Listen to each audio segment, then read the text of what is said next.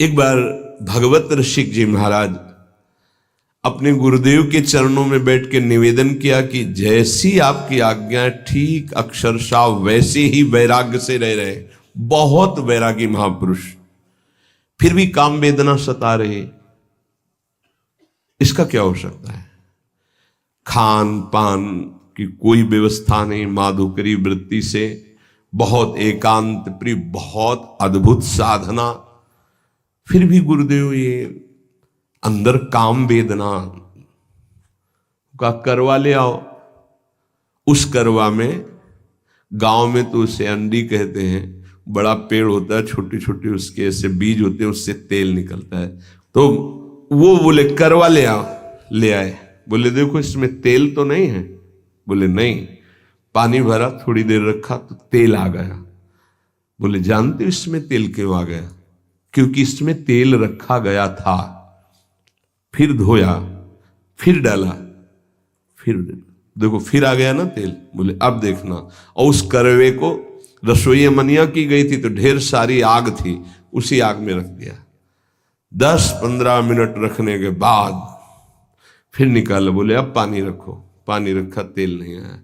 बोले समझ गए, अभी तुम्हारे तप में कमी है, और तप करो, भस्म हो जाएगा ये।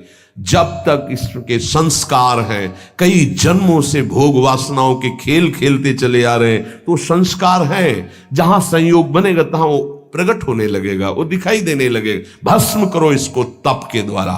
जैसे आग में रख दिया गया तो संस्कार भी तेल के भस्म हो गए, वो पानी में अब दोबारा फिर नहीं आए। ऐसे ही तप के द्वारा, भजन के द्वारा वासना को भस्म कर दिया जाता है, तब उपासना परिपक्व होती है। तो माधुर्य भाव, ये जो प्रेम लक्षणा भक्ति है, इसमें सबसे बड़ी सावधानी, चढ़ के मैन तुरंग पे चलिबो पावक माए, इसमें अत्यंत वैराग्य की आवश्यकता है। तो जो प्रारंभ से एकदम जुड़े हो, सही दिशा नहीं मिली, गुरुजनों का सही निर्देश सानिध्य नहीं मिल पाया, तो वो फिर इसी में भटक जाते हैं, इसी में भटक जाते हैं संसार मार्ग में।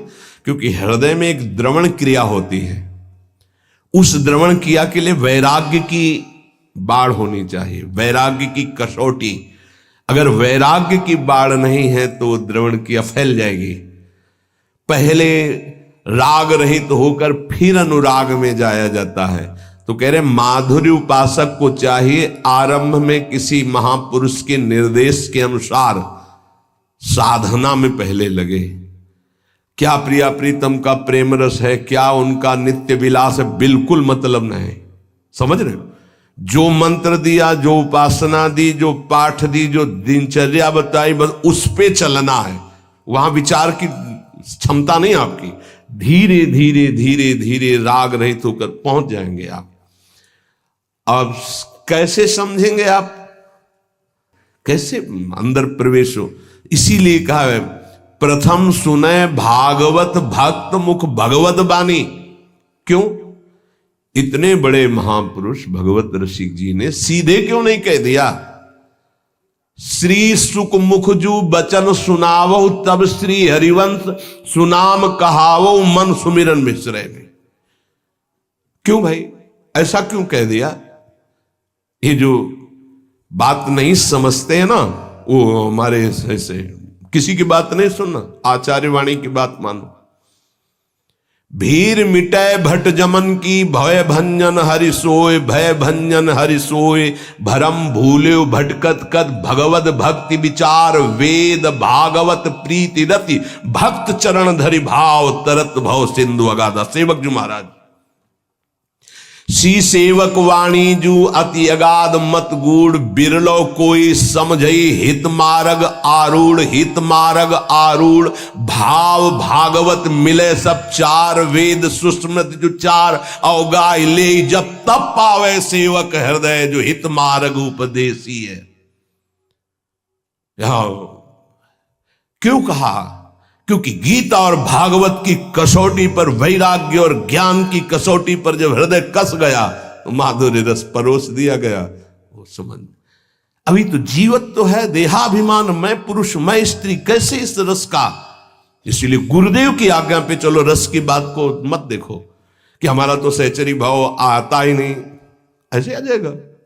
तुमको इससे मतलब नहीं कि सहचरी भाव क्या है, प्रिया प्रीतम का नित्य विहार क्या, तुम्हें साधना से मतलब है। तुम पुरुष समझ रहे हो, हाँ चलो लगो, पहले ककहरा पढ़ो, मात्राएं पढ़ो, पहले उन शब्दावली पढ़ना सीखो, फिर पीएचडी की बात समझ में आएगी। ये वासुदेवा स्वरमिति से पढ़ाई शुरू होती है, ये कोई छोटी मोटी नहीं है। वृंदावन नित्य विहार रस है ये। यहां बड़े बड़े ब्रह्म ऋषि भी जहां हार गए, वो ये रस है वृंदावन का प्रेम रस। हार गए कृष्णात परम किमपि तत्व महम न जाने, अभी तो पहुंचे ही नहीं किशोरी जी तक। श्रीमद सूदन सरस्वती जी कहते हैं, जो ब्रह्म चिंतन में स्वराज्य स्वरूप स्थान में विराजमान आत्मबोध संपन्न महापुरुष, उनको जब रूप माधुरी ने आकर्षित किया श्री कृष्ण चंद्र की, तो कहते हैं कृष्णात परम किमपि तत्व महाम न जाने।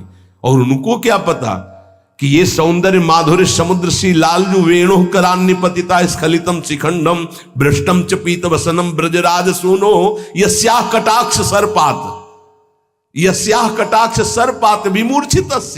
कैसे पता चलेगा? अब सीधे नित्य विहार रस की बात, इसीलिए गुरुजनों ने सिद्धांत बनाया, प्रथम सुने भागवत भक्त मुख भगवत वाणी। गीता और भागवत की कसौटी पर उपासक का हृदय कसा होना चाहिए। आसपास पात्र मेड़ मजबूत है, रस डाला सीधे, उसमें सुरक्षित है। नहीं तो द्रवित हृदय और फिसल गया तो ये फिर संसार में चला। तो उपासक महामाधुर्य रस की उपासना वाला पहले गुरुदेव प्रदत्त साधना में प्रीति करे।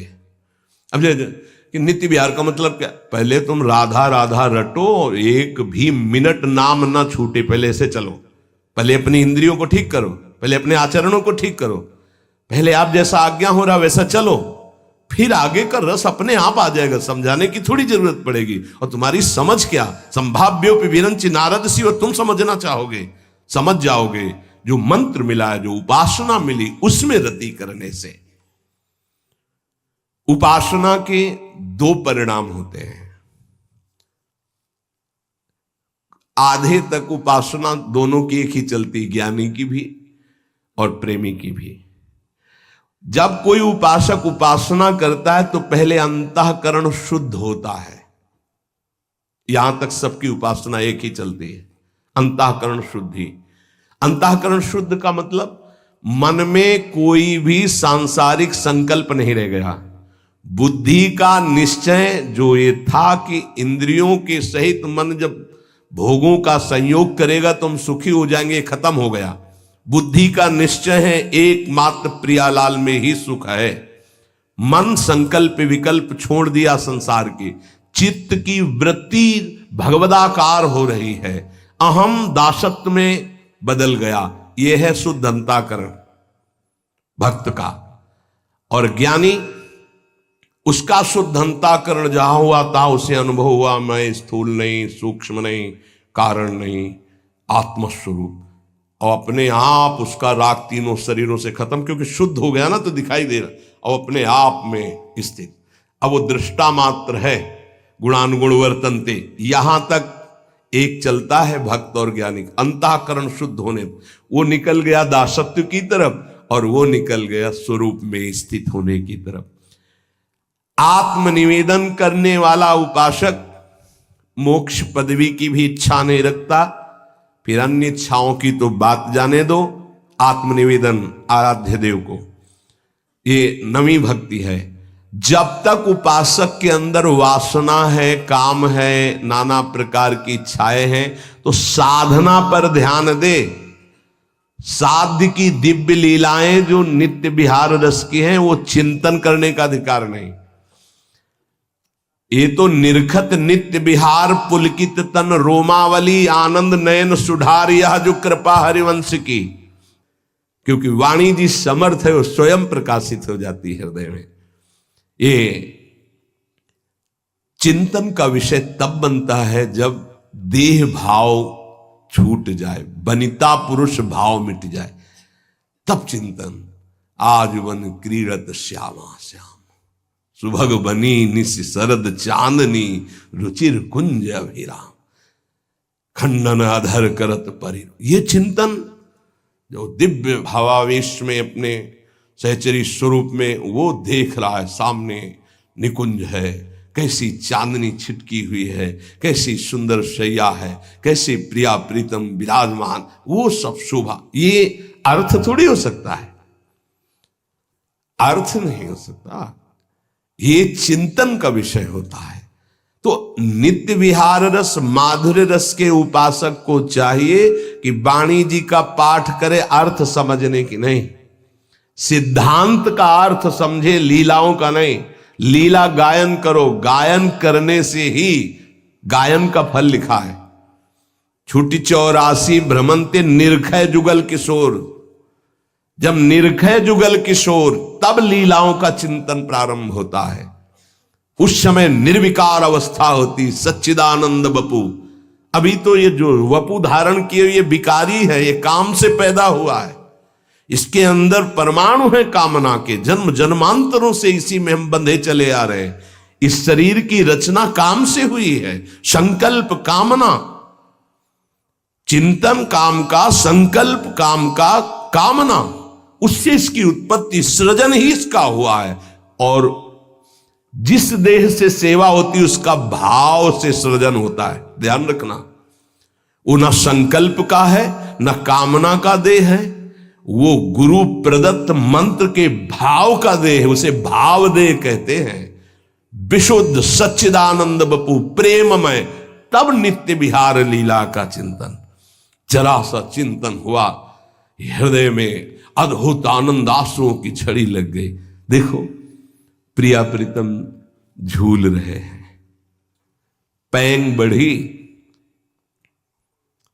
तो अबलात सुकुमार डरत मन, वर हिंडोर झकोर तो पुलक पुलक प्रीतम उर लागत दयनो उरज। अब अरुझी बिमल माल, कंकन सो कुंडल सो कचडोर, ये शोभा जब देखी सके, ओह कैसा अपार सुख हो रहा है। तो दय असीस हरिवंश प्रशंसत करी अंचल की। जो आचार्य हरिवंश महाप्रभु जी जो हित सजनी स्वरूप में है, आशीर्वाद, ये सुख जब इन नेत्रों से देख रहा है उपासक, इतनी सामर्थ्य, तब उसका सही भाव और अर्थ समझ में, शब्दावली से नहीं, शब्दावली से नहीं समझ सकते हैं।